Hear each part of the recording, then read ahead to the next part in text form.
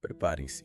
Uma viagem incrível, hein? A gente vai mergulhar no coração do Brasil, mas calma, não é no Pantanal. A gente vai mais fundo explorar duas regiões, o Araguaia e o Guaporé. E o motivo? Uma pesquisa publicada no Água Boa News que tá dando o que falar. Pois é, e essa pesquisa, sabe, sugere que essas áreas, que sempre foram consideradas parte do Pantanal, podem ser, na verdade, ecossistemas totalmente diferentes. É isso aí. O Água Boa News explica que a pesquisa foi feita por 8 professores universitários, especialistas em solos, água, vegetação. Um ano de estudo, hein? Pois é, e a metodologia deles. Eles analisaram as características do solo, da vegetação e da água, comparando tudo com as características do Pantanal, sabe? E o resultado, bom, questiona a classificação atual. Mas antes de a gente mergulhar nas descobertas, acho que é legal a gente entender o que define o Pantanal, né? Verdade. O Pantanal é a maior planície alagável do mundo, né? E tem aquele ciclo de cheias e secas que molda tudo por lá. A flora e a fauna, tudo adaptado a essas condições. E é essa dinâmica das águas que parece diferente no Araguaia, no Guaporé, né? Pelo menos é o que diz a pesquisa. Sim, os pesquisadores viram que o regime de inundação nessas regiões é diferente do Pantanal. O solo, a vegetação, tudo diferente. Aí eles levantam a hipótese, né, de que essas áreas podem ser de outro bioma, com características próprias. E aí a gente entra num ponto crucial, a legislação, né? O Pantanal tem leis bem rigorosas de proteção, como a Lei N 8.830 de 2008, que define a política estadual de gestão e proteção da bacia do Alto Paraguai. E essa lei, por ser tão específica, né, pode acabar atrapalhando o desenvolvimento econômico do Araguaia e do Guaporé se eles não forem Pantanal de fato. E o Água Boa News, inclusive, cita o Dr. Egênio de Paiva e o Valmir Moreto, políticos locais, que estão animados com a possibilidade de uma reclassificação, sabe? Eles argumentam que as restrições atuais estão travando o crescimento da região.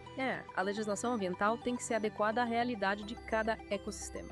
Se você aplica regras muito rígidas onde não precisa, acaba prejudicando o desenvolvimento e não protege o meio ambiente. Faz sentido. Mas, e do ponto de vista ecológico, quais seriam as implicações de aplicar a legislação do Pantanal a uma área que não é Pantanal? Esse é o ponto, né?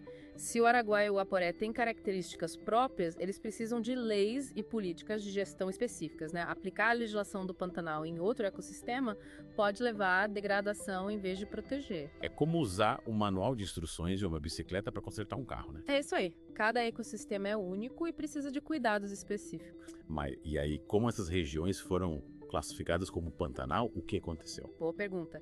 O estudo levanta a hipótese de que faltaram pesquisas mais aprofundadas no passado. E tecnologia, né? Para analisar as características dos ecossistemas. Exato. Antigamente, as ferramentas para analisar solo, vegetação, água não eram tão precisas como hoje. E o legal é que esse estudo, sabe, ele abre caminho para uma nova era na gestão ambiental do Araguaia e do Guaporé, baseada em ciência, não em suposições. É isso aí. E aí se pergunta, como garantir que essa nova era seja sustentável de verdade, conciliando o desenvolvimento com a preservação? É aí o que o estudo sugere. Uma nova legislação específica para o Araguaia e o Guaporé, levando em conta as características deles. E que tipo de legislação seria essa? Eles sugerem criar zonas de manejo com níveis de proteção diferentes. De acordo com a fragilidade da área, né? Ou seja, áreas mais sensíveis, com regras mais rígidas, e áreas com potencial para desenvolvimento, com regras mais flexíveis, mas sempre pensando na sustentabilidade, né? Isso, achar o equilíbrio entre desenvolvimento e preservação com base na ciência. E para quem está acompanhando a gente, fica a pergunta: qual o impacto dessa descoberta na vida das pessoas que moram no Araguaia e no Guaporé? Boa pergunta. A reclassificação pode trazer muitas oportunidades, tanto para o desenvolvimento quanto para a conservação. Mas também pode trazer desafios, né? Como adaptar as práticas agrícolas e de manejo aos novos regulamentos. Verdade. Por isso é tão importante que a comunidade científica, os gestores públicos e principalmente a população local estejam engajados nesse processo de reclassificação. E por falar em engajamento, o estudo também destaca a educação ambiental, né? Para que a nova legislação funcione, pessoas precisam entender a importância de proteger a natureza. Com certeza, a educação ambiental é fundamental para que as comunidades locais se apropriem dessa nova realidade, né? E participem da construção de um futuro sustentável para o Araguaia e para o Guaporé. E para quem quer saber mais, a gente recomenda a leitura completa do artigo no Água Boa News. Vale a pena conferir. Com certeza. E fiquem ligados, porque na próxima parte a gente vai explorar as reações à pesquisa e as perspectivas para o futuro do Araguaia e do Guaporé. E voltamos com o nosso mergulho no Araguaia e Guaporé. Sabe, antes de a gente ir para frente, eu queria destacar a comunicação, né? A importância dela nesse processo todo. É verdade. Afinal, não adianta a gente ter um estudo revolucionário se ele ficar só na academia, né? É isso aí, essa informação tem que chegar em todo mundo, no governo, na população local, na sociedade, em todo mundo. E falando em um governo, parece que o estudo foi bem recebido pela CMMT, né? Pelo menos é o que diz o Agua News. Eles entregaram o estudo para a CMMT, o Departamento Estadual de Meio Ambiente de Mato Grosso, e a secretária, Maureen Lazzaretti, se mostrou bem entusiasmada, né, com o estudo.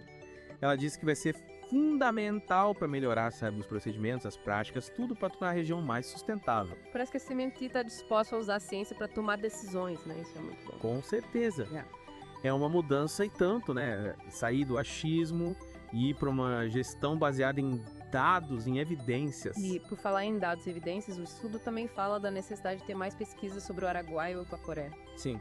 Ainda tem muito para descobrir sobre essas regiões. A dinâmica das águas, a flora, a fauna, o impacto das atividades humanas, tudo isso precisa ser mais estudado. E essas novas pesquisas, né, elas podem ajudar a melhorar a legislação, as políticas de gestão, para garantir que elas sejam realmente eficazes, né, na proteção do meio ambiente e no desenvolvimento da região. Exatamente. A ciência, né, ela não para, é um aprendizado constante, a gente tem que estar sempre aberto a novas descobertas e ir ajustando as estratégias. E a população local, o que eles acham dessa história de reclassificar o Araguaia e o Guaporé?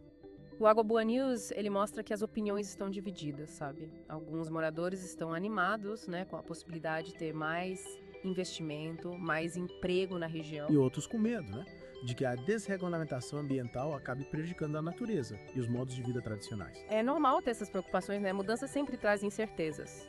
Mas o objetivo, a gente tem que lembrar, né, não é acabar com a proteção, mas sim adaptá-la para cada ecossistema. E como a gente garante esse equilíbrio entre desenvolvimento e conservação? Aí a gente precisa da participação de todo mundo, né? Cientistas, gestores públicos, empresários e principalmente a população local.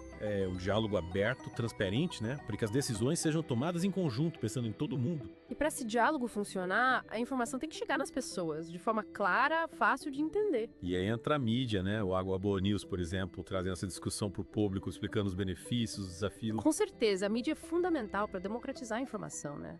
Para promover o debate sobre esses temas tão importantes. E a gente aqui no Mergulho Profundo também, né? A gente está tentando contribuir para essa conversa, trazendo os pontos principais do estudo, as implicações. É isso aí.